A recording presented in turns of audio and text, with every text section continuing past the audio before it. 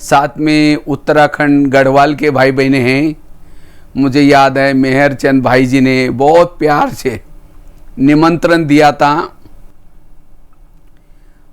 और हमने टाइम निकाला था लगभग 1 महीने के लिए आसन के आसपास में। उसके साथ साथ में उत्तराखंड में शायद पहली बार हम गए थे, वहाँ बहुत अच्छा लगा था मुझे। काफ़ी सारे स्कूलों में, वहाँ के जेलों में और साथ में काफ़ी सारी सेवाएं की थी। तो विशेष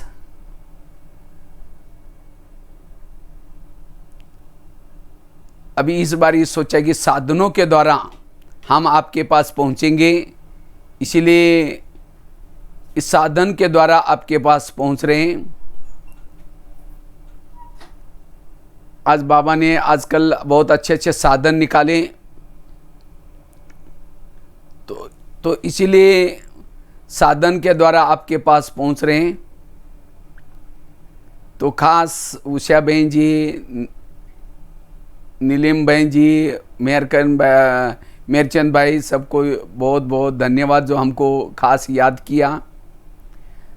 तो आज का बहुत और ख़ास तो ये कार्यक्रम 5-6 दिन के लिए रखा है। मम्मा डे हैं और वर्तमान समय आप सभी देख रहे हैं। हमें अपनी स्व उन्नति करनी है, तो स्व उन्नति के लिए खास हमें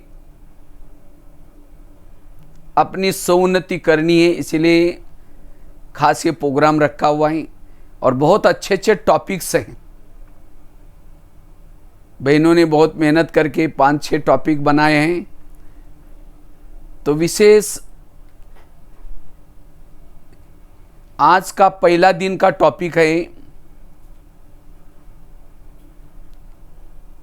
हमारे पुरुषार्थ में आत्माभिमानी स्थिति, अशरीरी स्थिति, विधेयी स्थिति, इसका कितना महत्व है और उस स्थिति को हम कैसे बनाएं। ये बहुत सुंदर टॉपिक है, क्योंकि आप सभी विश्व परिवर्तन का कार्य कितना तेजी से चल रहे हैं। प्रकृति के तरफ से, सभी तरफ से सब देख रहे हैं।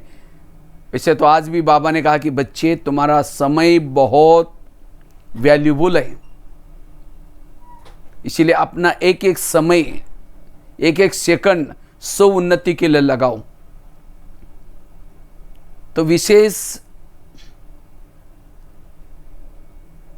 ये आज का जो टॉपिक है बहुत सुंदर है।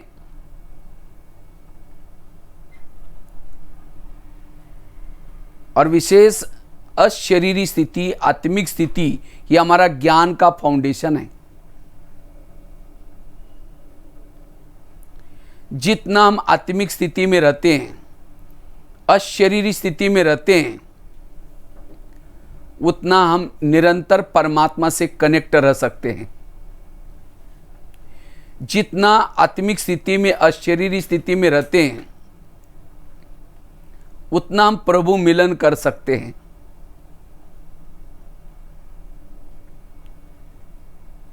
जितना हम अशरीरी स्थिति में रहते हैं, आत्मिक स्थिति में रहते हैं, वायुमंडल को अच्छा बना सकेंगे।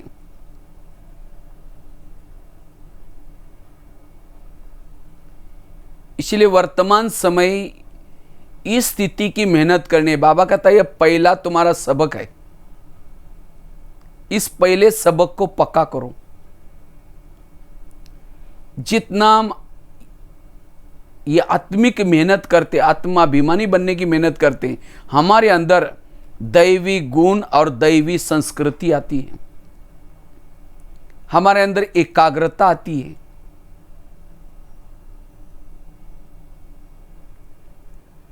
आत्मा के स्वरूप में टिकने से ही हमारे अंदर जो पुराने संस्कार है, काम क्रोध के, इन संस्कारों के ऊपर जीत प्राप्त कर सकते हैं।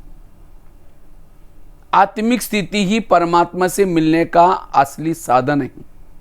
इसीलिए बाबा हर मुरली में कहते हैं, बच्चे ये आत्मा का पाठ पक्का करो, आत्माभिमानी बनो।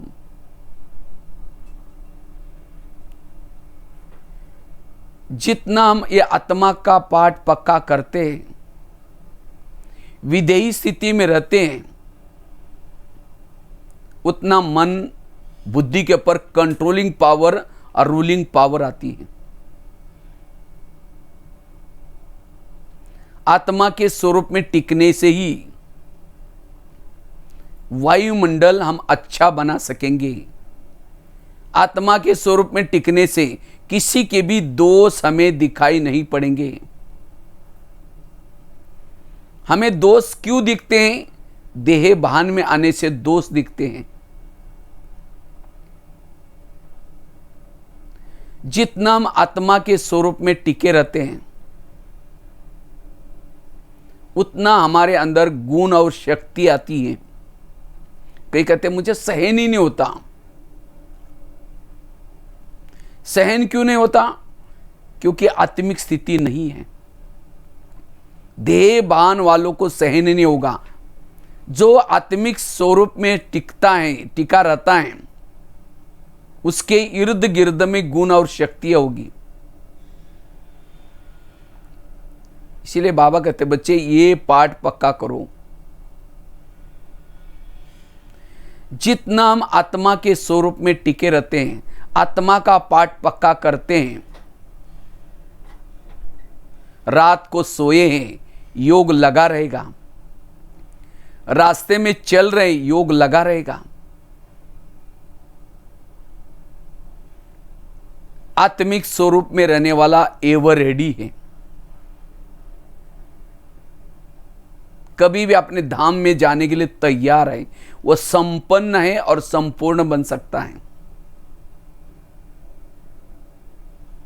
वास्तव में पहला लेसन यही हमारा अंत का लेसन भी है।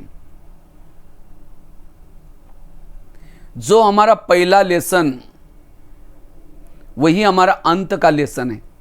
बीच का नॉलेज, ज्ञान, ड्रामा का ज्ञान, कर्मों का ज्ञान, जो हुआ अच्छा, ये सारा ज्ञान है आत्माभिमानी बनने के लिए। अगर इतना हमने ज्ञान समझा लेकिन आत्माभिमानी स्थिति नहीं रही, ज्ञान को समझा ही नहीं। इसीलिए अब अंतिम समय के पेपर होंगे। अंतिम समय के पेपरों में पास होने के लिए ये आत्मा का लेसन हमें पक्का करना है। जो आत्मा का लेसन पक्का करेंगे,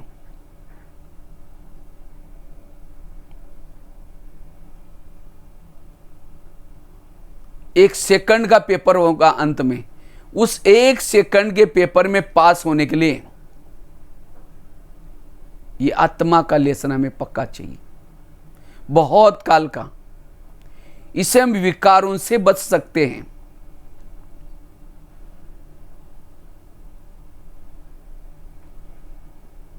इसीलिए बाबा को हर मुरली में कहना पड़ता है, बच्चे आत्मा समझो, अशरीरी बनो, विधेयी स्थिति में रहो।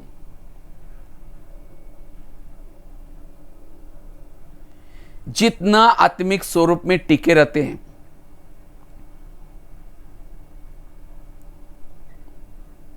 उतना संकल्प में बल आएगा, दृष्टि में भी बल आएगा। आत्मिक स्वरूप में टिकने वाला पहाड़ के समान परिस्थिति आएगी, उसको भी वो राई के समान, रुई के समान बना देगा। देहबान वाला राई भी होगी, उसको पहाड़ बना देगा। इसीलिए बाबा कहते बच्चे ये पाठ पक्का करो। इसीलिए वर्तमान समय अगर हमें शॉर्टकट में जाना है, कम समय है, कम समय में भी अंत में तैयारी करना है अंत की, ये आत्मा का लेसन हमें पक्का करना जरूरी है।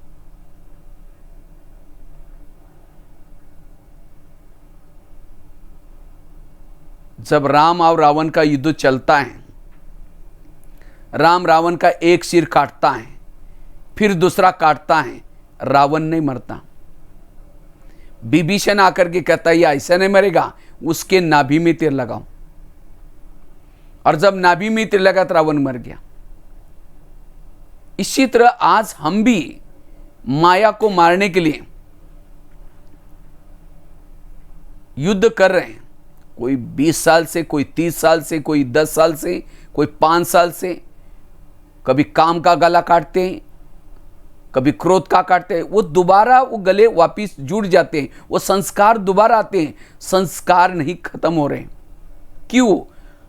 हमने उसके नाभि में तीर नहीं लगाया।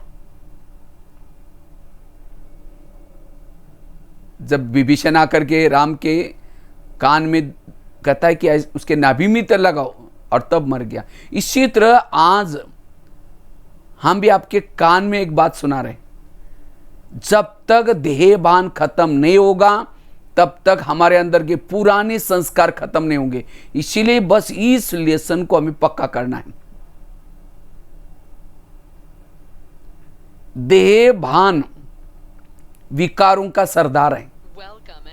काम को लाने वाला, क्रोध को लाने वाला, सारे विकारों को जागृत करने वाला है देह का भान। इसीलिए बाबा कहते हैं, बच्चे आत्मा समझो, अशरीरी बनो। जितना आत्मिक स्वरूप में रहेंगे, हमारे ये पाठ पक्का करेंगे, उतना विजयी बनेंगे। जितना आत्मा के स्वरूप में टिके रहेंगे, अति इंद्रिय सुख मिलेगा। और जिसको अति इंद्रिय सुख मिलता है, उसको संसार का सुख, विकार का सुख फीका लगता है। जैसे कोई जलेबी खाता है, उसको मुरमुरा दो, फीका लगेगा। कहेंगे नहीं नहीं, इतनी अच्छी चीज खाए, अब मुझे मुरमुरा नहीं चाहिए। इसी तरह जिसने आत्मिक स्वरूप के द्वारा अति इंद्रिय सुख की अनुभूति की है, उसको ये देह की दुनिया, देह के संबंधी, देह के पदार्थ, विकार सारे फीके लगेंगे। उसका दिल अंदर से गाएगा, पाना था सो पा लिया, मुझे कुछ नहीं चाहिए। आत्मिक स्वरूप का सुख संसार का सबसे बड़ा सुख है। जिन्होंने आत्मिक स्वरूप का सुख प्राप्त किया, उसकी जन्म जन्मांतर की प्यास बुझ जाती है। आत्मिक स्वरूप में टिकने वाला, उसके सामने सोना चांदी डालो तो भी कहेगा मुझे कुछ नहीं चाहिए। इसीलिए संगम का यह जन्म पहला जन्म है, हीरे तुल्य जन्म है। इसीलिए बाबा कहता है ये पाठ पक्का करो। कोई भी बिल्डिंग बनाते हैं, अगर उसका फाउंडेशन मजबूत है, आंधी आए, तूफान आए, कुछ भी हो जाए, हिलेगी नहीं, गिरेगी नहीं। इसी तरह जिन्होंने इस ज्ञान मार्ग में चलते हुए ये आत्मा का लेसन पक्का किया, उसके जीवन में कितनी भी प्रॉब्लम आए, कितनी भी समस्या आई, वो कभी भी फेल नहीं होगा। इसलिए आत्मा का लेसन हमें पक्का करना है। इससे हम देवता बनेंगे। ये मूल हमारा स्वरूप है। इसको भूलने से सारे जीवन की सारी समस्याओं का कारण देह का भान। हम कभी कहते इसको सुधारना चाहिए, ये तो इसको बदलना चाहिए, ऐसा क्यों करता है? बदलना मुझे चाहिए, क्योंकि मैं देह भान के चश्मे से उसको देख रहा हूं, इसीलिए मुझे उसके दोष दिखाई पड़ रहे। इसीलिए आत्माभिमानी होकर के हर एक को देखो, सब अच्छे नजर आएंगे, सब कुछ अच्छा नजर आएगा। आत्मिक स्वरूप में रहने वाला, उसका मन चुप रहेगा, सारी इंद्रियां उसके वश रहेगी। इसलिए यह आत्मा का लेसन हमें पक्का करना है। रावण जब सीता के सामने आता है, पास आता है, तो सीता तिली माचिस जला करके रख देती है। रावण उसको टच भी नहीं करता। इसी तरह हम भी इस रावण के दुनिया में रहते हैं। अगर रावण से, विकारों से बचना है, यह आत्मा की तिली सदा जली रहे। और जिसकी आत्मा की तिली जली है, वो सदा खुश है, बेफिक्र बादशाह हैं। आत्मिक स्वरूप में रहने वालों को ना मृत्यु का डर, कोई भी चीज का डर भय नहीं लगेगा, निर्भय रहेगा, क्योंकि आत्मा कभी मरती ही नहीं है, न शस्त्रों से कटती है, न आग में जलती है, न पानी में डूबती है। एकाग्रता आएगी। जो आत्मा के स्वरूप में खुद टिकता है उसको सभी आत्मा ही नजर आएंगे। सभी आत्माएं भाई भाई है। व्यवहार में बदलाव आएगा। जिस घर में लाइट नहीं होती वह भूत आता है, एक भूत दूसरा भूत, पूरा बंगला भूत बंगला बन जाता है। इसी तरह जब द्वापरिक से लेकर के हमारा क्या हुआ, इस शरीर रूपी घर में आत्मा की लाइट थोड़ी डीम होती गई, कम होती गई। जैसे जन्म लेते रहे आत्मा की लाइट डीम हो गई। जैसे डीम हो गए इस शरीर में जैसे अंधेरा होने शुरू हो गया। और इसीलिए इस शरीर रूपी घर में काम का भूत, क्रोध का भूत, सारे विकार के भूत घुस गए। अब हमारा भूत बंगला बना हुआ है। अब इन भूतों को भगाना है, विकारों को भगाना है। लाइट जलाकर रखो। लाइट जलाए नहीं, अंधेरे को थोड़ी भगा सकेंगे, कितना भी भगाएंगे जाएगा ही नहीं। लाइट जलाओ, अंधेरा भाग जाएगा। मुझे विकारों पर जीत प्राप्त करने का पुरुषार्थ नहीं करना है, मुझे अपनी लाइट को बढ़ाना है, लाइट को जलाना है। इसीलिए बाबा कहते बच्चे ये आत्मा हूं, इस मूर्ति को भूलो नहीं। अभी मुझे लगता है पिछले सप्ताह की काफी सारी मुरलियां जो चली, हर मुरली में बाबा कहते आत्मा समझो बच्चे, आत्माभिमानी बनो, आत्मा समझो। ये आत्मा का लेसन हमें राजाई दिलाएगा, विजयी बनाएगा। इसलिए कोई भी विजय करने के लिए जाता है उसके मस्तक पर तिलक लगाते। अर्थात अगर हमें विजयी बनना है ये आत्मा का तिलक लगा कर रखना है।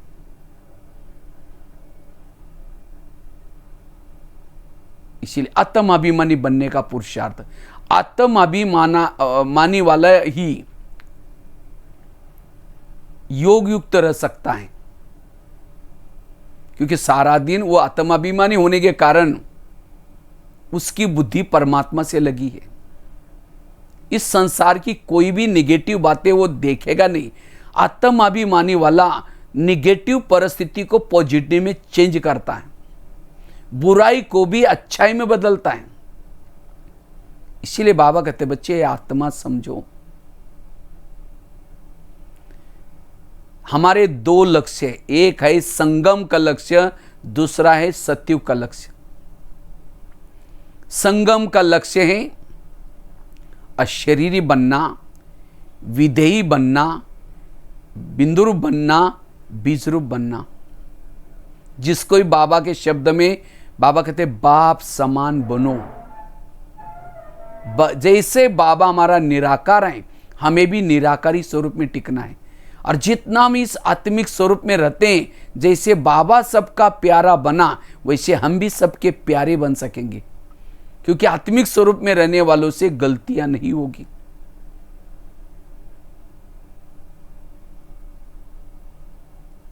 तो जो संगम के लक्ष्य तक पहुंचता है, अशरीरी, विधेयी, बिंदुरूप, बीजरूप, सत्युग का लक्ष्य तो उसकी परछाई है। संगम की परछाई है सत्युग का लक्ष्य। वो अपने आप सत्युग में आपको पद मिलेगा। हाँ, अगर हम अशरीरी बने नहीं, विधेयी बने नहीं, कहेंगे हम सत्युग में जाएंगे, ये करेंगे, वो करें, नहीं मिलेगा। इसीलिए बनो, सत्युग के बारे में सोचने की जरूरत नहीं, वो अपने आप आपको मिलेगा। इसलिए आत्मा का हमें पाठ पक्का करना है और बातों में हमें नहीं जाना है। बस इस एक को ही लेसन को पक्का करना है, सारी मेहनत से छूट जाएंगे। आज कई सेवाओं में मेहनत करते हैं, कई सफलता के लिए मेहनत करते हैं, योग के लिए मेहनत करते हैं। आत्मा का मेहनत करेंगे तो सारी मेहनत छूट जाएंगे। हम आत्मा समझे ही नहीं तो बाबा भूल जाएगा। जो खुद को भूल जाता है खुदा भी उसको भूल जाता है। इसीलिए खुद की स्मृति सदा बनी रहे। बाबा कहते पहले आत्मा समझो फिर मुझे याद करो। हम योग में बैठते हैं, सीधा ही बिना आत्मा अभिमानी से ऊपर जाएंगे, वापिस जल्दी आएंगे। इसलिए आत्म अभिमानी होकर के बैठना है। एक भाई ने मुझे क्वेश्चन पूछा, कहता भाई साहब आग के पास कोई जाएगा तो गर्मी का अनुभव होगा, गरीब हो अमीर हो सबको होगा। अगर कोई बर्फ के पास जाएगा ठंडी का अनुभव होगा। इसी तरह बाबा सर्वशक्तिवान है। अगर कोई बाबा के पास कोई जाएगा तो सर्वशक्तियों की अपनी आप अनुभूति होनी चाहिए। हमने कहा हाँ बात तो सही है, लेकिन कहता है मैं मधुबन में आया था, डायमंड हॉल में बैठा था, मैंने बहुत जुगाड़ करके बहनों से बोल करके बिल्कुल स्टेज के पास मैंने जगह ली सोफे पर। 4 घंटा बाबा आए थे, लेकिन मुझे कोई अनुभव ही नहीं हुआ। उसको थोड़ा डाउट आया तो मैंने उसको कहा अगर कोई बड़ा सा चुंबक है उसके आसपास में लोहे के टुकड़े डाल दूं तो क्या हो जाएगा, फटाफट खींच लेंगे। इसका मतलब चुंबक अच्छा है, पावरफुल है। उस लोहे के टुकड़ों को एक कपड़े के बड़े से थान के अंदर, बहुत बड़ा कपड़ा है उसके अंदर लपेट लपेट लपेट करके फिर डालो, खींचेगा? नहीं खींचेगा, हिलेगा भी नहीं। इसका मतलब चुंबक खराब है। चुंबक अच्छा है, हमने उस लोहे के टुकड़े को कपड़े के अंदर लपेट करके डाला है। इसी तरह बाबा भी एक चुंबक है, सर्वशक्तिवान है। जो बाबा के सामने देह आत्माभिमानी होकर के बैठता है अनुभूति होगी। अगर हम देह के भान में होकर के बैठेंगे, देह के कपड़े के अंदर लपेट करके बैठेंगे, अनुभव नहीं होगा। एक बार मधुबन में यहाँ डायमंड हॉल में बाबा आया था, तो मैं ऐसे पट पर बैठा था, जब माताओं के साइड पर जगह मिली थी, तो मुरली चल रही थी। गुलजार दादी के तन में बाबा आए थे, आधी से ज़्यादा मुरली हो गई थी। तो एक माता दूसरी माता को कहते हैं ये बाबा जी कब आएंगे? तो दूसरी माता जी कहते हैं ये माता जी उठ के जाएंगी तो आएंगे। बाबा आए थे, मुरली चल रही थी, लेकिन उनको अनुभव नहीं हुआ। आत्माभिमानी की कमी। इसीलिए बाबा को मिलन के समय जो 1 साल तक ज्ञान में चलता है, पवित्रता की धारणा करता है, शुद्ध खान पान करता है, रोज मुरली सुनता है, नियमों का पालन करता है, उसको ही यहाँ लाया जाता था। क्यों? अगर 1 साल तक ये सब करेगा थोड़ा तो आत्मा का भान होगा, और आत्मा के भान में यहाँ आएगा तब जाकर के परमात्मा की अनुभूति होगी।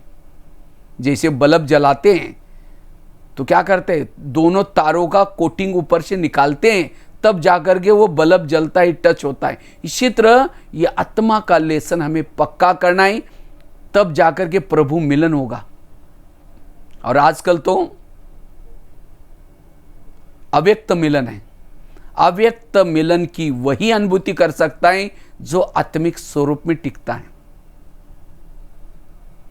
इसीलिए आत्माभिमानी की मेहनत करनी है। ये तो मैंने आपको महिमा गा रहा था। आत्माभिमानी ये बनना कितना जरूरी है। एक होता है आत्माभिमानी, दूसरा होता है अशरीरी, तीसरा होता है विधेयी, तीसरा है चौथा है बिंदु स्वरूप बीज रूप। ये सब में थोड़ा थोड़ा सा फर्क है। आत्माभिमानी अर्थात शरीर में रहते हुए भी आत्मा का भान, शरीर में रहते हुए भी हमारी आत्मा का भान, इसको कहेंगे आत्माभिमानी।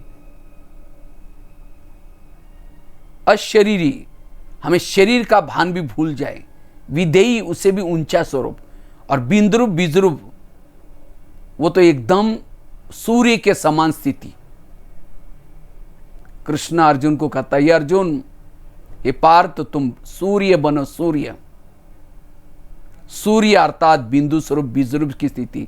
और सूर्य वाली स्टेज में विकर्म विनाश होते हैं, एकाग्रता आती है, स्थिरता आती है, सभी कर्मेंद्रिय में शीतलता आती है, संपन्न संपूर्ण बनते हैं, हल्के रहते। इसीलिए अंतिम समय के पेपर में पास होने के लिए यह स्वरूप चाहिए। अगर उस समय डर करके घबरा करके शरीर छूटेगा, सत्युग में वो आत्माएं कैसी जाएगी? क्योंकि सत्युग में जो बच्चे होते हैं रोते नहीं है, खुश रहते हैं, क्योंकि अंतमति सुगति, अंतिम समय। आजकल कई जो बच्चे जन्म लेते हैं बहुत डरते, रोते, घबराते, क्योंकि उसका पिछला जन्म में एक्सीडेंट हुआ है, दर्दनाक से हुआ है, इसीलिए उनको डर भय लग रहा है। इसीलिए अंतिम समय मैं शरीर से सहज अलग हो जाऊं, इसलिए बहुत काल का यह अभ्यास चाहिए आत्मा के स्वरूप का। और इस आत्मा के स्वरूप से ही हम निरंतर योगी बनेंगे, वाइब्रेशन फैला सकेंगे। लेकिन इस स्वरूप का अनुभव करने के लिए हम क्या करें, उसके लिए 4-5 बातें मैं आप लोगों को सुनाता हूं। अगर मुझे आत्मानुभूति करनी है, अशरीरी विधेयी बिंदु स्वरूप विजरूप स्वरूप का अनुभव करना है, उसके लिए सबसे पहली बात आई पवित्रता की धारणा। जितना हम पवित्रता की धारणा करेंगे, उतना हम अशरीरी बिंदु स्वरूप विजरूप स्वरूप की अनुभूति कर सकेंगे। पवित्रता की धारणा बहुत जरूरी है। क्यों? पवित्रता और आत्माभिमानी, इसका कनेक्शन क्या है?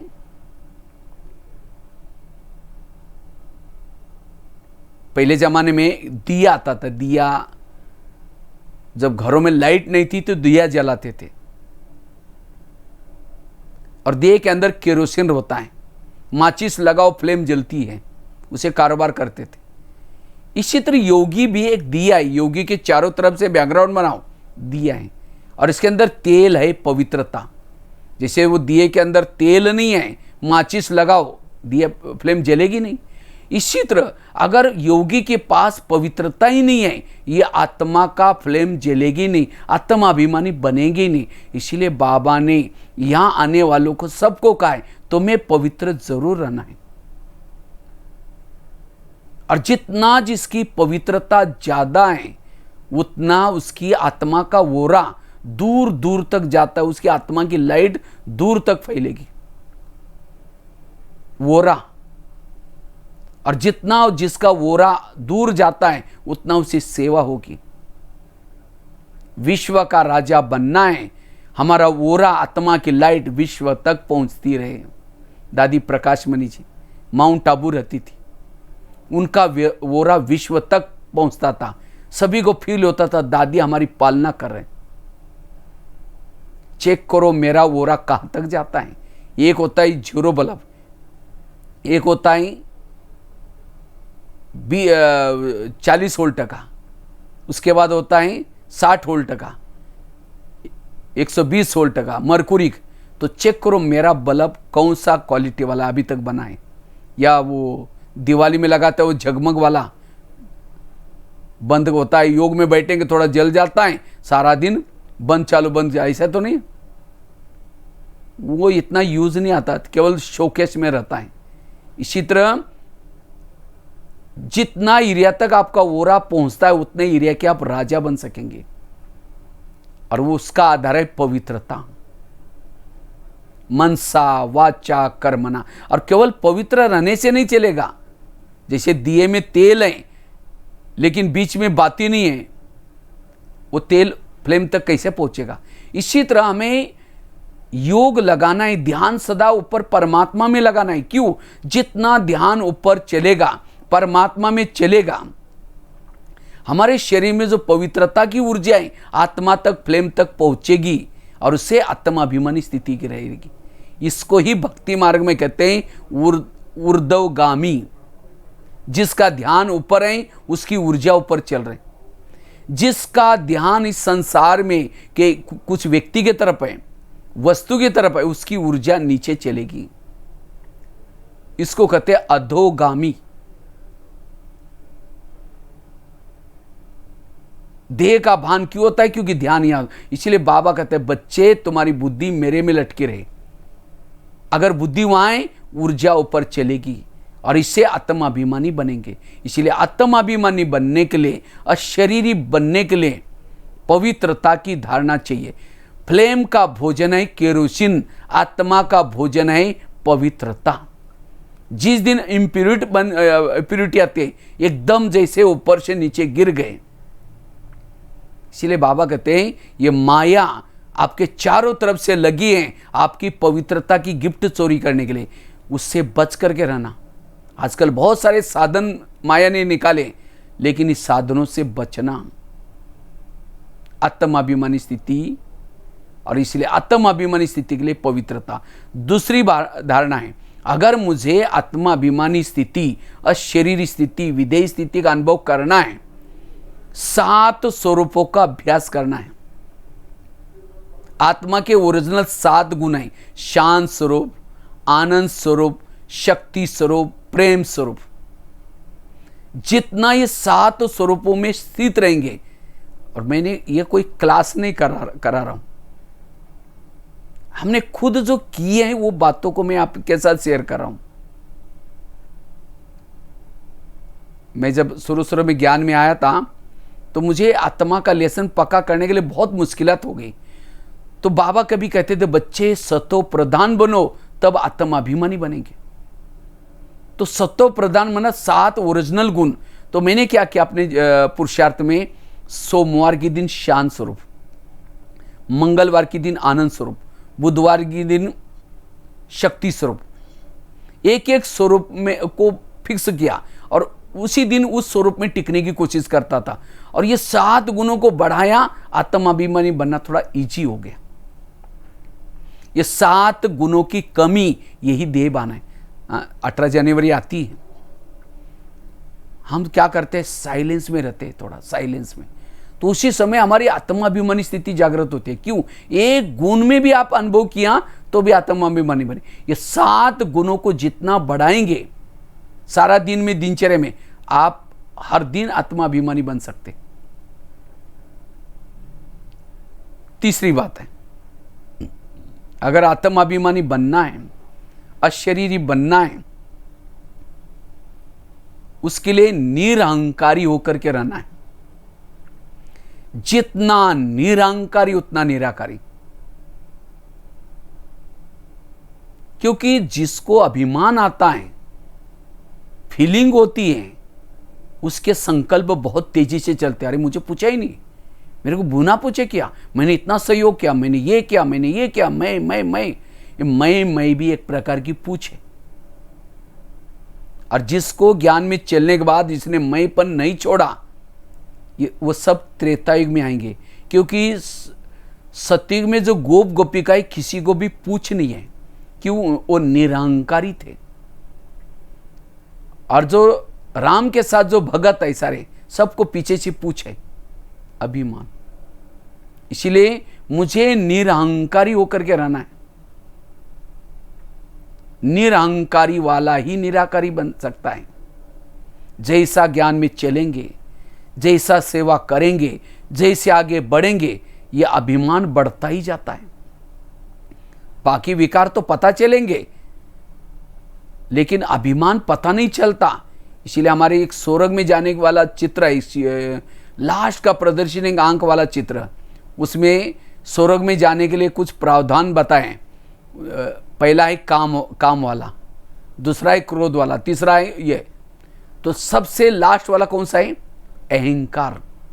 अहंकार आया, 7 मंजिल से नीचे गिर गया।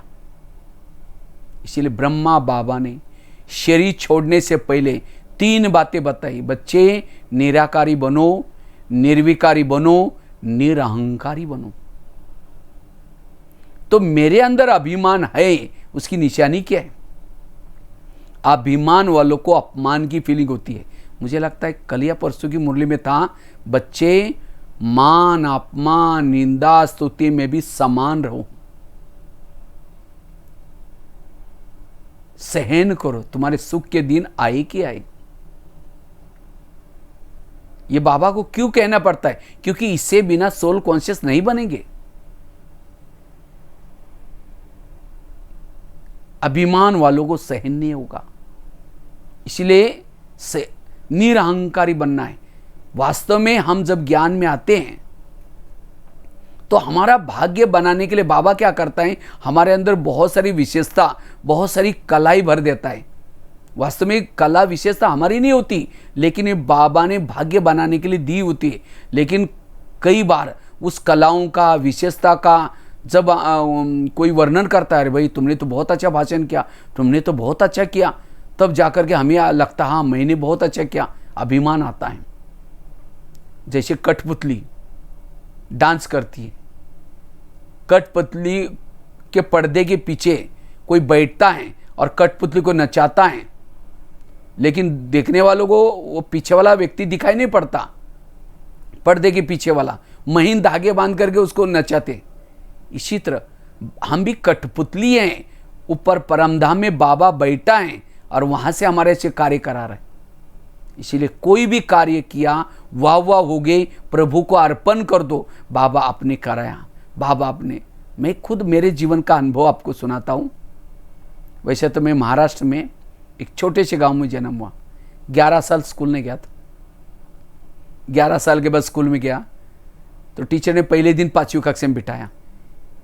एक ही रूम थी, 7 कक्षा थी। तो रोज़ जब जाना शुरू किया, घर वालों ने मना किया, आपने बस पैसे नहीं, कहाँ जा रहे? हमने कहा स्कूल में। कहा कि पैसे नहीं। मैंने कहा बिना पैसे का पढ़ूंगा। कहा कि ऐसे पढ़ना तो भले जाऊँ। तो 1 साल के बाद 6वीं में, फिर 7वीं में, और मैं तो एकदम अनपढ़ परिवार में, जहाँ हमारे घर में तो 8-8 दिन तो स्नान भी नहीं करते थे, कहीं भी सोते थे खेतों में ऐसे। तो जब स्कूल में जाना शुरू किया, 7वीं कक्षा में बोर्ड की परीक्षा थी, तो टीचर ने कहा तुम डायरी पेन नहीं लाते, कल से स्कूल में नहीं आओ। अब सोचा अब क्या करेंगे, घर में तो मना किया है, तो चोरी भी नहीं करना है, स्कूल भी नहीं छोड़ना है। मैं रद्दी से डायरी लाता था और पानी से धुलाई करके धूप में सुखा करके फिर लिखता था। ऐसे करके 7वीं पास हो गया, 8वीं, 9वीं कक्षा के लिए जब डायरी लाई, उसी डायरी में एक ब्रह्मा कुमारी का किताब मिला। उसमें 3 लोग का चित्र, ये कैसे युग बदल रहे हैं, संसार बदल रहे हैं, स्वयं परमपिता परमात्मा गीता के वचनानुसार आए हैं और आ करके गीता का ज्ञान दे रहे इस ब्रह्मा कुमारी विद्यालय के द्वारा। और ये युग बदलेगा अभी, सतयुग, त्रेता, द्वापर और कलयुग के बाद सभी आत्माओं को वापिस अपने परमधाम जाना है। और जो इस कलयुग के अंतिम समय इस विद्यालय में ये ज्ञान सीखेंगे, योगा सीखेंगे, वो सतयुग में आएंगे। सतयुग में 9 लाख संख्या होती है। तो मुझे भी लगा मुझे भी उसमें सतयुग में जाना है। तो मैंने क्या किया, उस एड्रेस पर और एक पत्र लिखा, वहाँ से किताब आई, उसका कोर्स किया। 2 साल ऐसे ज्ञान में चले। फिर बड़े शहर में गए, वहाँ एक गीता पाठशाला मिली, रोज़ जाना शुरू किया। कहाँ मैं पुलिस से डरता था, लोगों से डरता था, पहले मैं 2 शब्द भी नहीं सुना सकता था। और ड्रामानुसार मधुबन में आए, सेवा करते करते 2 साल के बाद दिल्ली गए, 8-9 साल दिल्ली में रहे, हिंदी भाषा सीखा, खाना बनाना सीखा। वहाँ से फिर मधुबन में आए, मधुबन में किचन की सेवा मिली। किचन की सेवा करते करते दोपहर के टाइम पर बगीचे में बैठ करके तपस्या धाम में माताओं को कुछ सुनाना शुरू किया। करते करते बोर्ड लिखते थे, करते करते काफ़ी सारे स्कूलों में सेवा करना शुरू किया। आज स्कूलों में करते करते आज 9,000 स्कूलों में, 900 जेलों में कार्यक्रम किया और 30-40 मासिक में आर्टिकल लिखते। तो वास्तव में कभी कभी मैं अपने को समझाता हूँ, भगवान भाई तुम पहले जब आए थे तुम क्या थे, तुम्हारे पास कुछ ही नहीं था। ये बाबा ने तुम्हारा भाग्य बनाने के लिए कला दी है, तुम्हारा नहीं है। इसीलिए अभी इतना पूरा भारत में जगह जगह पर जाता हूँ, स्लीपर में जाता हूँ। आप लोग देखा होगा, हम तो वहाँ भी आए थे। आप क्या भाई, खैर आपके पास तो गाड़ी लेके गए थे, मुझे याद है वो सब टूर। अभी भी मैं जैसे देख रहा हूँ, श्रीनगर में गए थे, पौड़ी गढ़वाल में, पौड़ी में गए थे, सभी तरफ जहाँ वो तालाब बड़ा सा वो है वहाँ भी गए थे, सभी तरफ गए थे। लेकिन मैं तो भाई मेहरचंद भाई को बोला था, भाई जी गाड़ी क्यों लेके जाए, बहुत खर्चा हो जाएगा, मैं तो बस में चलने वाला हूँ। नहीं, कहा कि अपनी बहनें भी आएंगे साथ में। हमने कहा फिर तो ठीक है, नहीं तो हमने कहा कम खर्चे में सेवा, क्योंकि हम सोचते ये बाबा की सेवाएँ, इसलिए कम खर्चे जितना करें। तो ये इतना मैं तो सोचता, बाबा ने मेरे पर इतनी मेहरबानी की, आप नाम भी मुझे अपना दे दिया, भगवान ने भगवान भाई बनाया, मुझे भाई बनाया। इतना मुझे कहाँ से, मेरा एक लेख छपा था, धूल में छिपा हुआ हीरा। कहाँ धूल में पड़े थे, लेकिन आज उस धूल से उठा करके, तरस करके, अच्छी तरह छने रतुड़ा लगा करके आज मधुबन में शोकेस में रखा हुआ। वो बाबा की कितनी कमाल है। अगर आज कई बार हम जब सेंटर पर जाता हूँ, जो कार्यक्रम होते, कई बार बहनें वो 8-10 दिन की सेवा होने के बाद लास्ट के दिन सम्मान करेगी। मुझे याद है वहाँ भी, आपके यहाँ भी हुआ था, तो सम्मान करेगी, ताज पहनाएगी, कई बार वो पगड़ी पहनाएगी, फिर बहुत श्रृंगार करेगी, कई बार फिर वो मधुबन के लिए बहुत सारा यज्ञ के लिए धन भी देगी। तो मैं कभी ये नहीं सोचता हूँ कि ये धन मैंने इतना अच्छा क्लास किया इसके कारण प्रभावित होकर के, नहीं, ये बाबा के लिए दे रहे। मेरे पास मधुबन का बैच है, समर्पित हूँ, इसीलिए दे रहे। मेरा लेक्चर सुन करके नहीं, ये बाबा के लिए दे रहे। अभिमान की चीज़ का मैंने अपने जीवन में बहुत सुंदर एक एग्जाम्पल याद रखा है। एक व्यक्ति ने एक मकान बनाया था। जब मकान बनाया था, नया मकान, तो उसको लगता अब सारा फिनिश हो गया, तो क्या करता है, वो सामान शिफ्ट करना था। उस व्यक्ति को लगता है अब कैसे लेके जाओ सामान, महंगाई तो बहुत है। तो उस व्यक्ति के पास एक गधा भी पाला हुआ था। उन्होंने क्या किया, वो सारा सामान गधे पर रख करके थोड़ा थोड़ा थोड़ा सारा सामान शिफ्ट किया, लेकिन एक मूर्ति बची थी। अब सोचता है मूर्ति कैसे लेके जाऊँ, सोचा चलो कौन देखने वाला है, उसके ऊपर कपड़ा ढाक दिया और गधे पर रख करके लेके जाने लगा। लेके चलते चलते वो मूर्ति के ऊपर का जो कपड़ा है वो हट गया, सिर दिखना शुरू किया। जैसा सिर दिखता है, लोग उसको मूर्ति को देख करके नमस्ते करना शुरू किया। गधे को लगता है नमस्ते मुझे कर रहे, गधे को नमस्ते नहीं करते, मूर्ति को नमस्ते करते। इसी तरह आज जो भी सम्मान है, जो भी कुछ ये हमारा नहीं है, बाबा का है। इसलिए अहंकार की चीज का, अभिमान आया गुणों का गुलदस्ता मुरझाया। इसलिए जितना हम निरंकारी रहेंगे, हर जगह पर, हर परिस्थिति में एडजस्ट होकर के चलेंगे। हर व्यक्ति के साथ अभिमान वाला एडजस्ट नहीं करेगा, अरे मैं तो ये करता हूं, मैं तो ये हूं। इसलिए निरंकारी आत्माभिमानी बन सकता है। मान अपमान निंदा स्तुति में भी समान रस, और वही आत्माभिमानी बन सकता है। इसलिए निरहंकारी। पांडव की तो पराजय होगी, क्योंकि लास्ट में पांडवों को अभिमान आया। द्रौपदी गिर गई, नकुल गिर गया, सहदेव गिर गया, भीम गिर गया, अर्जुन भी गिर गया, केवल कुत्ता और युधिष्ठिर गया। नकुल को बुद्धि का अभिमान आया, सहदेव को सहयोग करने का अभिमान आया, भीम को गदा युद्ध का अभिमान आया, अर्जुन को अक्षिणी सेना को मारा हुआ इसका अभिमान आया, और युधिष्ठिर अभिमान है, विजय बने। ये सब यहां की यादगार है। इसलिए चेक करना ही कहीं मेरे अंदर अभिमान, मैं उस मैं में स्वरूप में रहने वालों को ये असली मैं भूल जाएगा। इसलिए ये असली मैं के स्वरूप में टिकना है। 3 बातें बताई। अगर मुझे निराकारी बनना है, मुझे अगर आत्माभिमानी बनना है, पहली बात बताई पवित्रता की धारणा, दूसरी बात बताई 7 स्वरूपों का अभ्यास, तीसरी बात बताई निरंकारी, चौथी बात है अगर मुझे आत्माभिमानी बनना है, अशरीरी बनना है, अपने संकल्पों को कम से कम चलाना है, पॉजिटिव चलाना है। जिसके संकल्प कम, समर्थ, पॉजिटिव और सोल कॉन्शियस है। इसीलिए अगर आत्माभिमानी बनना है, संकल्प कम चलाना है। आजकल माया क्या कर रहे हैं, विभिन्न प्रकार की समस्या सामने ला रहे हैं, और जो समस्या के समय पॉजिटिव सोचता है वही समर्थ बनता है। परिस्थिति के समय जो निगेटिव सोचता है वो आत्माभिमानी नहीं रह सकता। इसलिए समस्या आई है, चली भी जाएगी। यात्रा करते हैं, यात्रा में साइड सीन्स आते हैं, तो साइड सीन के समय हम रुकते नहीं हैं, लेकिन अच्छा बुरा तो इसी तरह परिस्थिति आती है। अब जैसे सबके सामने एक कोरोना की समस्या आई है, लेकिन हमें निगेटिव नहीं सोचना। ये आपके सामने नहीं आई, अकेले के सामने नहीं, विश्व के सामने है। सोच करके, अब जैसे आकाश में थूकेंगे, थूका तो अपने ऊपर आएगा। अब सोचेंगे, निगेटिव सोचेंगे, अपना ही घाटा है। इसलिए मन को चुप रखना है। मेरा काम है प्रभु का चिंतन करना, और प्रभु का काम है भक्तों के जीवन में जो प्रॉब्लम है उससे बचाना। इसलिए मन को चुप रखना, क्योंकि जब निगेटिव सोचेंगे, वेरा सोचेंगे, हमारी ह्यूमिनिटी पावर, रोग प्रतिकात्मक शक्ति कम हो जाएगी। इससे बॉडी के ऊपर असर हो जाएगा।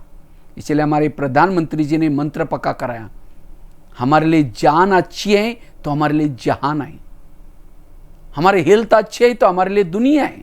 इसलिए कुछ भी हो जाए निगेटिव नहीं सोचना, पॉजिटिव सोचना। एक तो शुद्ध शाकाहारी भोजन से इम्यूनिटी पावर बढ़ती है, और इससे भी ज़्यादा बढ़ती है पॉजिटिव सकारात्मक सोच से।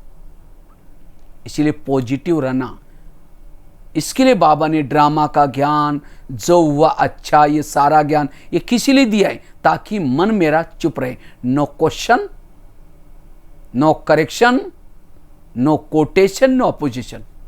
हम करेक्शन करते ही, ये ऐसा होना चाहिए, ये होना चाहिए, नथिंग न्यू, ड्रामा रिपीट हो रहा है। इसलिए तब जितना पॉजिटिव कम सोचेंगे उतना सोल कॉन्शियस बनेंगे। आकाश के चंद्रमा को पानी में देखना है।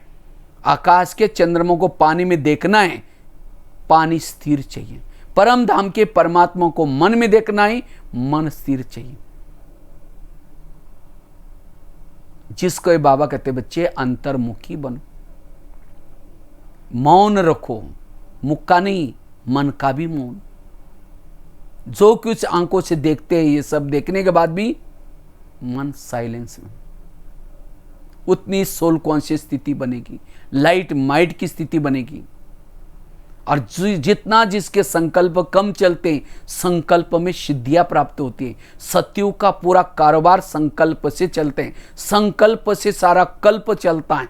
अगर मेरे संकल्प निगेटिव है, मेरा कल्प भी निगेटिव ही बनेगा। संकल्प से वृत्ति बनती है, दृष्टि बनती है, व्यवहार बनता है, सब कुछ संकल्प से बनता है। इसलिए जिन्होंने संकल्प को कम पैदा किया, पॉजिटिव पैदा किया, वो सुखी है। जिसके संकल्प निगेटिव है, व्यर्थ है, ज्यादा है, वो दुखी है। इसलिए आत्माभिमानी बनने के लिए संकल्प को कम चलाना, उसका एक अलग से हमने टॉपिक लिया हुआ। सकारात्मक जीवन शैली, शायद सोमवार का है, पता नहीं मुझे, उसमें और स्पष्ट हो जाएगा। 1 घंटे का टॉपिक है ये। कैसे विपरीत परिस्थिति में भी अपने मन को चुप रखना है।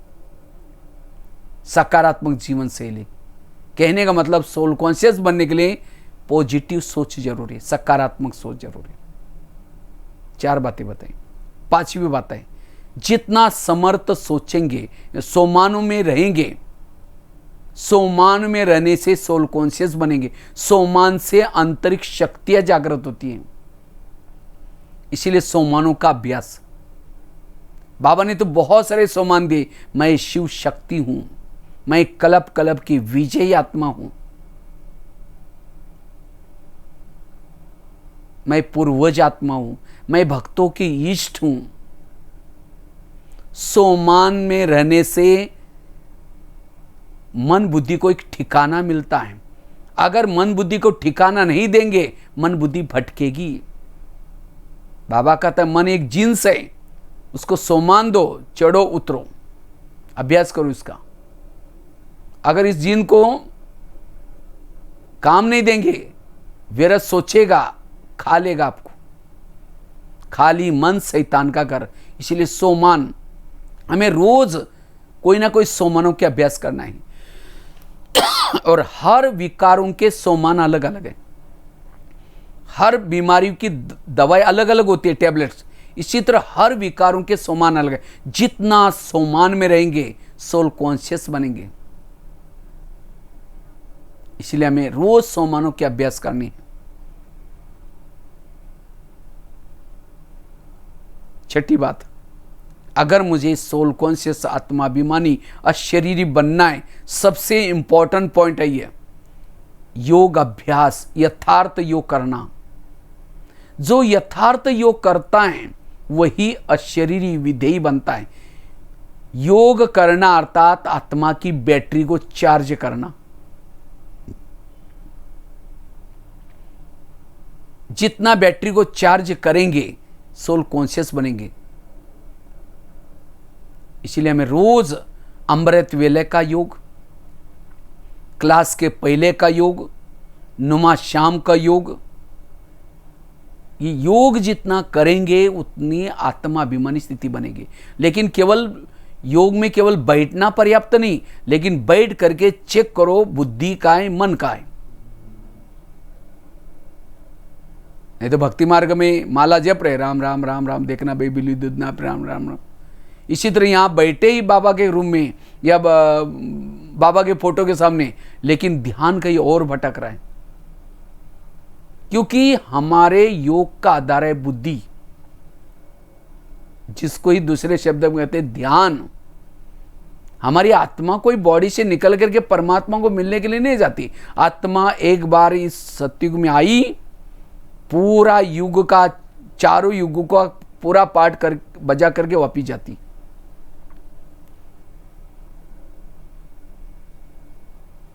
क्योंकि ऊपर से आने का गेट बंद है। ऊपर से ऊपर जाने का गेट बंद है, आने का गेट तो खुला है। इसीलिए यहां से कोई भी ऊपर नहीं जा सकता। इसीलिए वहां कैसे जाते हैं? बुद्धि के द्वारा ध्यान चला जाता है।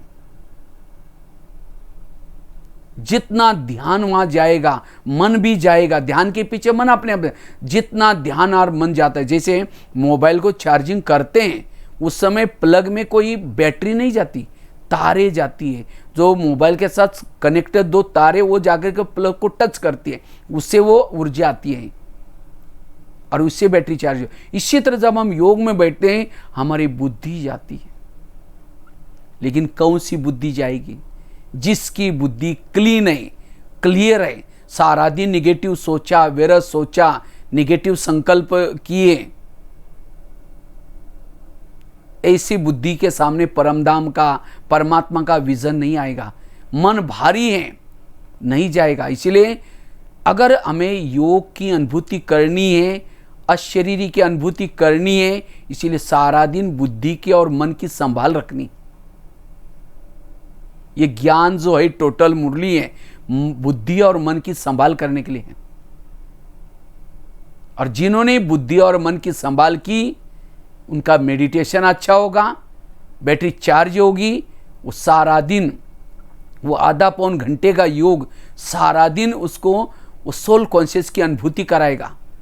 वो लग रहा है कि मैं आत्मा मुख के द्वारा बोल रही हूं, इस खिड़की आंखों से देख रही हूं, मैं आत्मा भाई को देख रही हूं। यह अवस्था रहेगी कब? जब हमारा योग अच्छा हुआ है। इसके बारे में भी शायद एक दिन का, कल का ही सारे टॉपिक है। इसके बारे में योग हम कैसा विधि से करना है, योग की विधि क्या है, महत्व क्या है। वैसे कल तो योगा डे भी है, उसके बारे में कल विस्तार से चर्चा करें। तो जो योग में इंटरेस्ट लेता है, कर्म योग करता है, बैठक योग अच्छी करता है, वो ऑटोमेटिकली आत्माभिमानी में रहता है। इसीलिए योग तपस्या जरूरी है, साधना जरूरी है। उसे सारा दिन हमारी आत्मिक स्थिति बनी रहेगी, अशरीरी स्थिति बनी रहेगी। और जिसकी अशरीरी आत्मिक स्थिति है, उसके व्यवहार में अलौकिकता आएगी, जिसको बाबा कहते हैं रूहानियत में रहो। रूहानियत वाला को नारायणी नशा चढ़ी है। और वो रहने के लिए योग तपस्या। अगर हमें अशरीरी आत्मिक स्थिति का अभ्यास करना है, उसके लिए मैंने एक शुरू में एक बहुत सुंदर अभ्यास किया था। बाबा ने पहले लेसन में कहा कि शरीर तुम्हारी गाड़ी है और तुम आत्मा उसके ड्राइवर। जैसे लौकिक में गाड़ी का ड्राइवर क्या करता है? सारा दिन गाड़ी को घुमा करके रात को उसको गैरेज में रखता है। और गैरेज में रख करके गाड़ी के अंदर नहीं सोता, सोने के लिए क्या करता है, अपने घर में जाता है। इसी तरह ये शरीर हमारी गाड़ी है, आत्मा इसका ड्राइवर है। तो हमें भी शरीर रूपी गाड़ी को सारा दिन घुमा फिरा करके रात को उसको गैरेज में रखना है। इस शरीर का गैरेज कौन सा है, बेड। उसको रख करके, जैसे ड्राइवर गाड़ी को गैरेज में लगाता है, कवर डालता है, पहले लॉक करता है, कवर डालता है, गाड़ी को नमस्ते भी करता है और लिफ्ट या सीढ़ी से ऊपर जाता है। और आजकल जो मकान बनाते हैं, और ख़ास तो बड़े शहरों में, बॉम्बे में, दिल्ली में, नीचे से पिलर उठाते हैं और नीचे पार्किंग होता है गाड़ियाँ रखने का, और रहने वाला का ऊपर सब मकान बने रहते हैं। इसी तरह 3 लोग भी हैं, नीचे शरीर रखने का स्थान है और परम धाम में हमारे आत्मा रूपी आत्माओं ड्राइवर का घर है। चाहे अव्यक्त वतन में भी जाओ तो हमें शरीर को रात को लगाना है बेड पर, बेडशीट कंबल डाल करके गाड़ी को नमस्ते भी करो, क्योंकि 84 जन्म में बहुत सारे शरीर मिले, लेकिन ये जो शरीर है ये हमारा बहुत महत्व का शरीर है, क्योंकि इससे हमें 84 जन्म की प्राप्ति हो रही है। इस शरीर के द्वारा हम सेवा कर रहे हैं, प्रभु मिलन कर रहे हैं, अनेक जन्मों के विकर्मों को विनाश कर रहे हैं।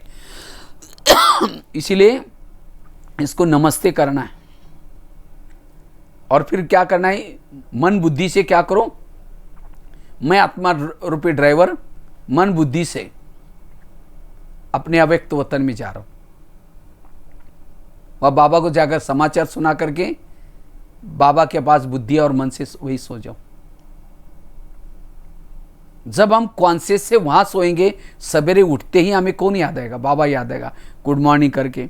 अगर रात को सोते समय शरीर को गैरेज में लगा दिया, फिर सोच रहे हाँ कल सवेरे उठना है, बर्तन मांजना है, फिर उसने ऐसा बोला, फिर इसने ये किया, ऐसा सोचते सोचते सो गए, तो हमारा कॉन्शियस बॉडी में रह जाए। और रात के समय आसपास जो भी कुछ वातावरण है वैसे ही हमें स्वप्न चलते हैं, और जिसको स्वप्न चलते उसकी नींद पूरी नहीं होती। वो अलार्म लगाएगा भी योग के लिए, वो उठेगा, वहां से तो उठेगा, जा करके फिर सो जाएगा। इसीलिए हमें डीप स्लीप, साइंस वाले भी कहते हैं डीप स्लीप में सो जाओ, डॉक्टर कहते हैं, तो आपकी हेल्थ अच्छी रहेगी। इसीलिए हमें बाबा के पास जाकर के, और वर्तमान समय ये बहुत जरूरी है, क्योंकि ऐसे नहीं कि आप क्लास में होंगे, उस समय अचानक विनाश हो सकता है, किस समय कुछ भी हो सकता है। और जितनी भी घटनाएं होती हैं, रात के समय 2 बजे के बाद भी घटना हुई है, जो भूकंप आया था लातूर में, कई जगह पर जो घटना होती है। इसीलिए हमें रात को सोते समय शरीर को यहां रख करके बाबा के पास जाकर के सोना है।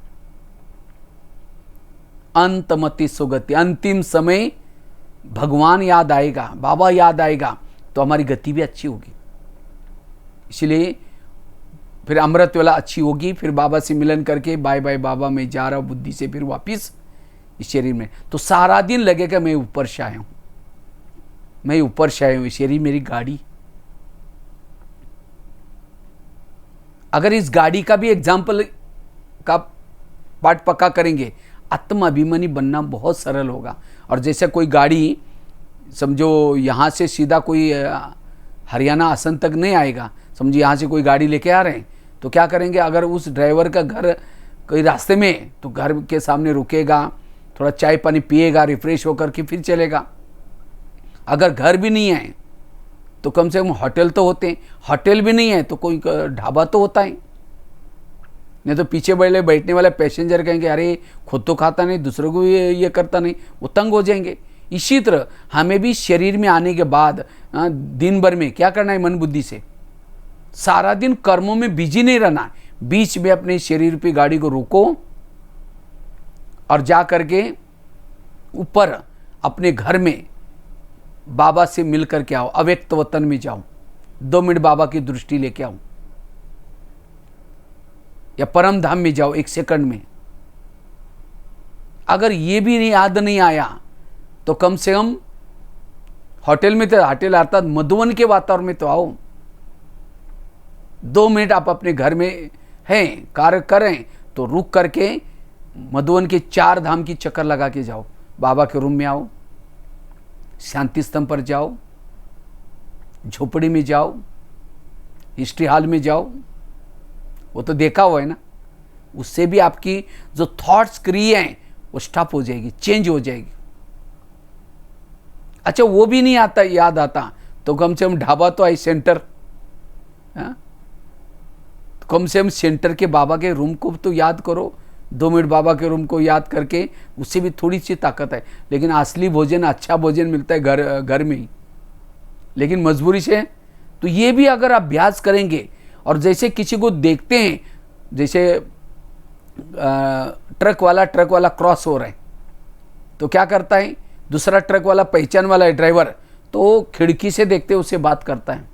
तो इसी तरह हमें भी किसी से बात करना है तो क्या करना है, भ्रुकुटी, आंख में देखते हुए भी, भ्रुकुटी में खिड़की से देखते हुए भी आत्मा को बात देख रहे हो, आत्मा को देख रहे हो, ये बात रही। और हर एक की गाड़ी अलग अलग, किसी की स्कूटी है, छोटी बड़ी शरीर तो है ही है, लेकिन हमें आत्मा को देखना है, ड्राइवर को देखना है। इसलिए मैं आत्मा ड्राइवर हूं। जैसे गाड़ी के अंदर पेट्रोल डालते हैं, वही पेट्रोल का पाइप ड्राइवर के मुंह में डालो तो क्या हो जाएगा। गाड़ी का भोजन अलग है, गाड़ी का भोजन है सब्जी दाल, जो गाड़ी है उसका भोजन है पेट्रोल डीजल, और उसका जो ड्राइवर है उसका भोजन है सब्जी दाल रोटी। इसी तरह शरीर गाड़ी है, इसका भोजन क्या है, सब्जी दाल रोटी। लेकिन इसका जो ड्राइवर है आत्मा, इसका भोजन है पॉजिटिव विचार, सकारात्मक विचार, मुरली की बातें। ये मुरली है आत्मा का भोजन। वास्तव में सेंटर आत्मारूपी ड्राइवरों का भोजन करने का स्थान है। इसीलिए आसन में बहुत बड़ा सेंटर बनाया वहाँ की आत्माओं के लिए। लेकिन सबको तो बुलाते, कोई आता ही नहीं। कोई बहाना बनाएगा, बहन जी अब जैसे अगर कोई भोजन करता है, भोजन के लिए कोई बहाना करता है, नहीं बहन जी मैं नहीं आ सकता हूँ, मेरे को काम है, कहता है वो भोजन के लिए। वो भोजन करने के लिए हम टाइम निकाल करके भोजन करते हैं, लेकिन यहाँ वो बुलाते तो बहाना करते। इसलिए हमें रोज़ देखो, अभी ये लॉकडाउन का समय है तो भी मैं सोचता हूँ बहनों का कितना धन्यवाद। मैंने देखता हूँ कि बहनों ने कभी तो एंड्रॉयड देखा ही नहीं था, यूट्यूब क्या है, इंटरनेट क्या है, उससे दूर है। लेकिन अब ऐसा समय आया, कोई घर से बाहर ही नहीं निकल रहे। अब ये इतना अच्छा संगम की पढ़ाई, ईश्वरीय महावाक्य, ये भोजन कैसे भाई बहनों तक पहुँचाए। इसीलिए बहनों ने कैसे कैसे वो साधन सीखे, कैसे भेजना है, क्या क्या करना है, और देखो आपके तक ये ज्ञान का भोजन पहुंचा रहे। ये कितनी उनकी ये है, हमें इनकी कदर करनी है, हमें रोज इनको सुन करके अपने धारण करना है। इसलिए आत्मा का भोजन रोज करना है। तो इसलिए ये गाड़ी और ड्राइवर का पाठ पक्का करना है। रोज सोने के लिए ऊपर जाना है बुद्धि और मन से। शरीर क्या है, जैसे मूर्ति बनाते हैं, कैसे बनाते हैं, मूर्ति को बांस जो होता है, बांस को छिल करके बांस के चारों तरफ से घास बांधते हैं। घास बांध करके उसके ऊपर मिट्टी लगाते हैं, कीचड़, और उसको आकार दे करके कपड़े पहनाते हैं। कपड़े पहना करके श्रृंगार करते हैं, हो गई मूर्ति। इसी तरह मनुष्य की रचना कैसी बनी है, ये हड्डी है, हड्डी मतलब बांस, और उसके ऊपर घास मतलब नसें। हमारी बॉडी में बहुत सारी नसें क्यों रखे, जैसे अगर घास उस बांस को नहीं बांधेंगे तो क्या हो जाएगा, वो मिट्टी तो गिर जाएगी नीचे। इसी तरह ये इतनी सारी नसें बॉडी में है ताकि खून मांस चिपक जाए। तो घास है और उसके ऊपर खून और मांस है, और ऊपर से पेंटिंग क्या है, काला पेंटिंग, पीला पेंटिंग। अब लेकिन जिसकी गोरा रंग है, चमड़ी पीली है, उनको तो अभिमान आएगा, मैं बहुत अच्छा हूँ। देखें 10 बार जाकर आईने को तोड़ते रहेंगे, हम कैसे है, क्या है। लेकिन वास्तव में सुंदर कौन है, शरीर सुंदर नहीं, आत्मा सुंदर है। कितना भी कोई गोरा हो, अच्छा हो, आत्मा चली गई, कहेंगे इसको रवाना करो। हमारा प्यार है आत्मा से, बॉडी से प्यार नहीं है। इसीलिए बाबा कहते आत्मा को देखो, आत्मा से बात करो। शरीर को देखना अर्थात सांप को देखना, आत्मा को देखना, अर्थात मन को देखना। इसलिए आत्मा का पाठ पक्का करना है। अगर किसी का शरीर बहुत सुंदर लगता है, आकर्षित लगता है, उसके शरीर को इमर्ज करो, अच्छी तरह शरीर को ऊपर से देखो। अब ये अभ्यास, ये फील करो, अब उसके अंदर उसकी ऊपर की चमड़ी है ही नहीं, बिना चमड़ी का देख रहे तो कैसा लगेगा? खून बह रहा है, मांस है। अब किसी का समझो हाथ जला हुआ है, जला, बिल्कुल कैसा लगता है? इसी तरह जब हम चमड़ी को देखते तब आकर्षित होते। इसलिए खुद के भी शरीर को भान भूलने के लिए बिना चमड़ी का शरीर देखो। मैं जा रहा हूँ, बिना चमड़ी का शरीर है, मक्खियाँ बैठे, कोई देख करके वो डर जाएंगे। इसलिए आत्मा है, आत्मा हूँ, इसका पाठ पक्का करना है।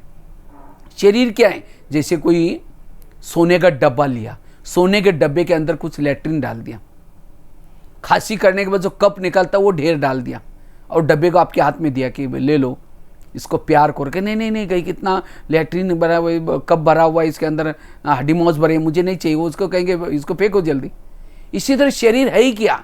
अंदर वही कप भरा हुआ है, हड्डी मांस भरी हुई है, बहुत सारा लैट्रिन भरा हुआ है और ऊपर से एक चमड़ी है, ये सोने का लगता है।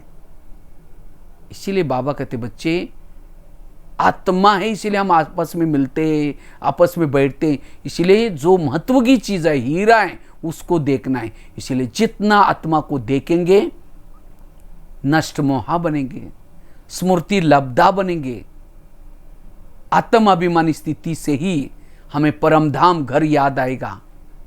इसलिए यह आत्मा का पाठ पक्का करना है। मैं जब शुरू में जैसे मैं बता रहा था, जिस दिन मैं गीता बादशाह में गया, तो गीता बादशाह में गया तो पहली दिन मुरली चल रही थी, पूरी मुरली थी, बच्चे आत्मा समझो, आत्माभिमानी बनो। और जब मैं बाहर आया तो मैंने अपने हाथ पर लिखा हुआ है, यहाँ मैं आत्मा हूँ, अभी भी लिखा हुआ, ये लिखा था मैंने 85 में लिखा था। और हमने इसका अभ्यास किया। जैसे मैंने अपना अनुभव सुनाया, कहाँ मैं पुलिस से डरता था, कहाँ मेरे को कुछ, हमारे जो गीता सेंटर पे बहने कहते तुम तो बुद्धू है, तुम कुछ बोल ही नहीं सकते, मेरे को तो डर लगता था। लेकिन हमने ये आत्मा का पाठ पक्का किया और इस आत्मा के पाठ ने आज देखो कहाँ पहुँचा दिया, मधुबन के महारथी तक पहुँचा दिया। तो मैंने क्यों ये क्लास नहीं कराया, लेकिन हमने जो किया आत्माभिमानी बनने के लिए, स्थिति बनाने के लिए, वो अनुभव के आधार से हमने आपको बताया ये कुछ बातें। तो पहली बात बताई, अगर मुझे आत्माभिमानी बनना है, पवित्रता की धारणा करनी। अभी मैं खुद भी, अभी भी अगर समझो इंटरनेट की कोई गलत चीज़ देख ली, कोई ऐसी चीज़ देख ली, पवित्रता भंग हो गई, अभी भी मेरे को फिर सोल कॉन्शियस रहना मुश्किल होता है। तो इसीलिए मैं ध्यान देता हूँ पवित्रता की, मेरी पवित्रता सदा बनी रहे। इसलिए पवित्रता की ऊर्जा को यूज करना है। मनसा वाचा भी, ऐसे नहीं कि ब्रह्मचर्य का पालन तो है, लेकिन परचिंतन करेंगे, नेगेटिव सोचेंगे, ये भी अपवित्रता है। कई बार मैं देखता हूँ, कई हमारे बीके भाई बहने हैं, लेकिन उनका चेहरा देखो तो मरा पड़ा हुआ है ब्रह्मचर्य है, कुमार कुमारी, क्यों अंदर निगेटिविटी है, ये भी वो सोल कॉन्शियस नहीं रह सकती। इसलिए कोई टेंशन नहीं, कोई निगेटिविटी नहीं, पॉजिटिव। इसलिए पवित्रता की धारणा। दूसरी बात बताई, 7 स्वरूपों का अभ्यास। तीसरी बात बताई, अगर मुझे सोल कॉन्शियस का अभ्यास करना है, अनुभव करना है, निरहंकारी बनना। चौथी बात बताई, संकल्प को कम चलाना। पांचवी बात बताई, विधि पूर्वक योग करना, योग तपस्या। छठी बात बताई, सोमानु के अभ्यास। सातवीं बात बताई, गाड़ी को गैरेज में लगा करके फिर सोना। मधुवन निवासी से भी भाग्यशाली कौन है? जो परमधाम निवासी बनकर के रहते हैं। इसलिए आप भी आसन से ऊपर आना, हम भी यहां से मधुवन से ऊपर ही जाते हैं बाबा के पास ही। और साथ में मोमबत्ती का अभ्यास। तो इस तरह से अभ्यास करेंगे तो आत्माभिमानी बन जाएंगे। जैसे मोमबत्ती होती है, मोमबत्ती जब लगाते हैं उसकी फ्लेम हिलती रहती है। इसी तरह ये शरीर मेरी एक मोमबत्ती है, मैं आत्मा एक ज्योति हूं। जैसे गाड़ी जब चलाते हैं, जब गाड़ी चलाते हैं तो लाइट को ऑन करके फिर चलाते हैं, बिना लाइट की गाड़ी नहीं चलाते, और खास तो अंधेरे में। इसी तरह मुझे भी ये शरीर गाड़ी चलाते समय ये आत्मा अभिमानी की लाइट को ऑन करके चलना है, और मेरी गाड़ी कलयुग के अंधेरे में चल रही। यह आत्मा का दीपक सदा जलता रहे। इसी तरह विभिन्न प्रकार के अभ्यास करना है, बहुत और भी कई बातें हैं, लेकिन इतनी भी बातें आप करेंगे। जैसे लंदन जाना है तो घर में बैठ कर के लंदन जाना है, लंदन जाना है, लंदन जाना है, जाएंगे। लंदन जाना है तो आसन से आपको दिल्ली आना पड़ेगा, बीच के सारे स्टॉपेज क्रॉस करने पड़ेंगे, सोनीपत, पानीपत सब क्रॉस करेंगे, तब जाकर दिल्ली आएंगे। फिर दिल्ली से फ्लाइट पकड़ करके फिर लंदन जाना पड़ेगा। इसी तरह मैं आत्मा हूँ, आत्मा हूँ, आत्मा हूँ, आत्मा हूँ कहते रहने से नहीं होगा, लेकिन उसके लिए पवित्रता की धारणा वाला स्टेशन, व्यर्थ पॉजिटिव सोचने वाला स्टेशन, ये स्टेशन है। कुछ आत्माभिमानी बनने के लिए बातें जरूरी है। अगर जब ये करेंगे तब जाकर के इसका अनुभव कर सकेंगे। कभी कभी आपकी स्थिति बहुत अच्छी रहती तो उसी दिन आपने क्या किया था वही रोज करेंगे तो रोज भी आपकी स्थिति अच्छी रहेंगी। इसलिए आत्म अभिमानी बनने के लिए ये अभ्यास करना है, ठीक है।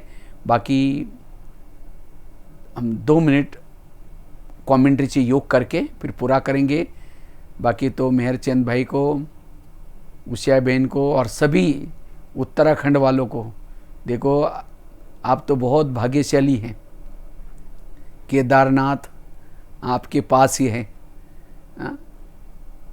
तो इसीलिए केदार बाबा के पास भी रहते हैं, इसका मतलब बाबा के पास हैं। तो इसीलिए सदा आप लोग अच्छी तरह, वैसे तो हरिद्वार भी आपके पास है, वहाँ हरिद्वार से आप क्रॉस करके जो उत्तराखंड में जाते हैं, मैंने देखा आप इतनी अच्छी सेवा हो रही वहाँ। तो आप लोग बहुत अच्छा है, ये आत्मा का दीपक जलाएंगे, एक समय का सबका ध्यान वहाँ जाएगा। तो इसलिए ठीक है। बाकी आगे और भी कल क्लास सुनते रहेंगे। बाकी 2 मिनट हम कमेंट्री करके पूरा करेंगे। सभी अपने अपने जगह पर कमर सीधी करके बैठेंगे, कमर सीधी, और सभी अपने भ्रुकुटी आसन पर अपने आप को अनुभव करेंगे। मैं आत्मा भ्रुकुटी आसन पर हूं।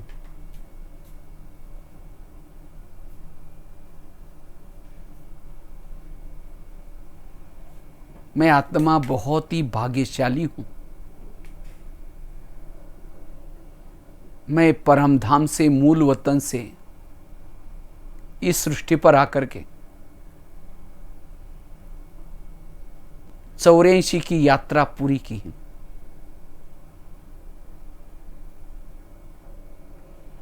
अब मेरी रिटर्न जर्नी है। हर युग में हर जन्म मेरा हीरो पार्ट रहा।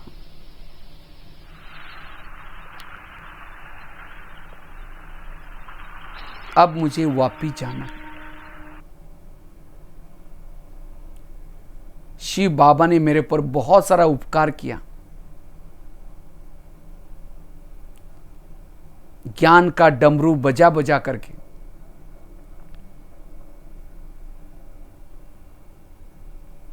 अगम निगम के सारे भेद खोले।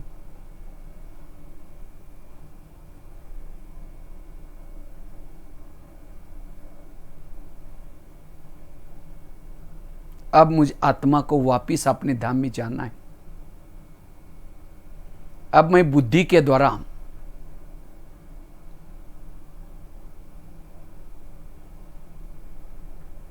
अव्यक्त वतन में जा रही हूं।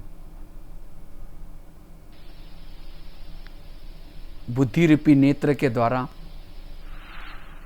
चांद, सूरज, तारांगन से भी पार अव्यक्त वतन की दुनिया को देख रही।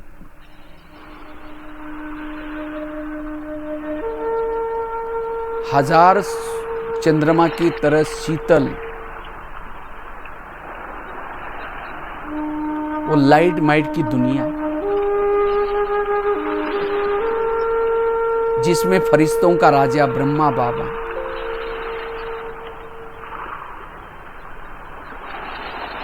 जैसे मैं बुद्धि से देख रही हूं, बाबा को देखते ही मैं भी लाइट माइट की अनुभूति कर रही हूं।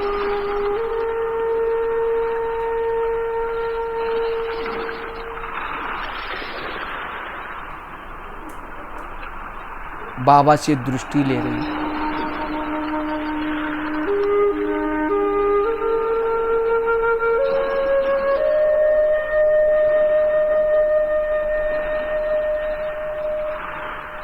यहां आने से ही मेरे जन्म जन्मांतर की सारी थकान मिट गई।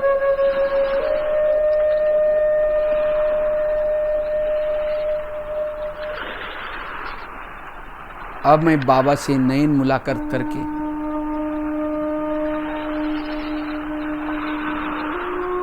अपने मूल वतन में जा रही हूं। मूल वतन चारों ओर सुनहरी लाल प्रकाश में दुनिया, जहां शांति ही शांति है।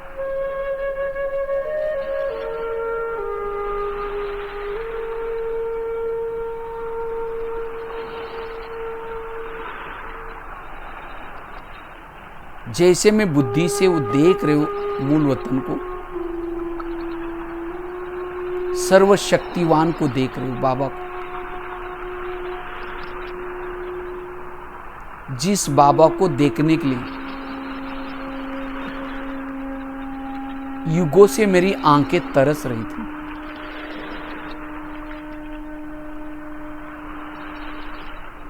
आज उस बाबा को मैं बुद्धि से देख रही हूं, बाबा के सानिध्य का अनुभव कर रही हूं।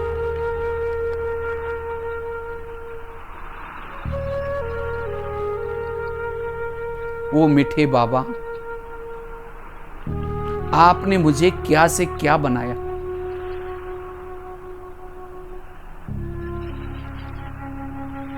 मेरा तीसरा नेत्र खोल दिया।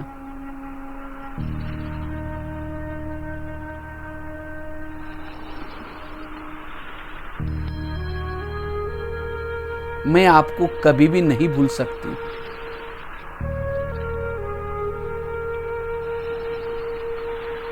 मैं अपलक होकर के बाबा को निहार रही हूं, शक्तियों को ग्रहण कर रही हूं।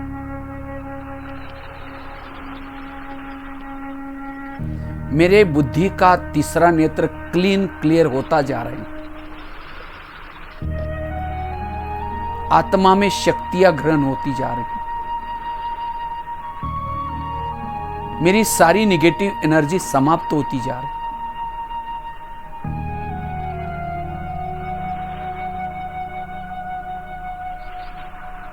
अब मुझे कुछ नहीं चाहिए।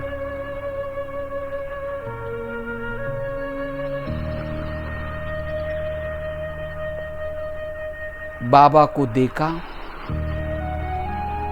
अब मुझे कुछ नहीं चाहिए। अब ये प्रभु मिलन कर मैं बुद्धि के द्वारा वापिस फिर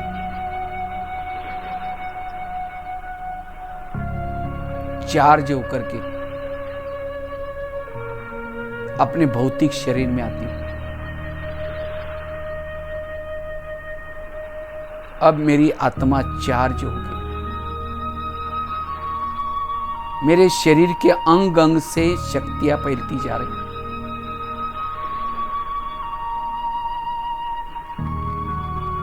विश्व का वायुमंडल शुद्ध बनता जा रहा है। अब इस ऊर्जा को सदा जागृत रखूंगी, सबको आत्मा के रूप में देखूंगी। ओम शांति शांति शांति।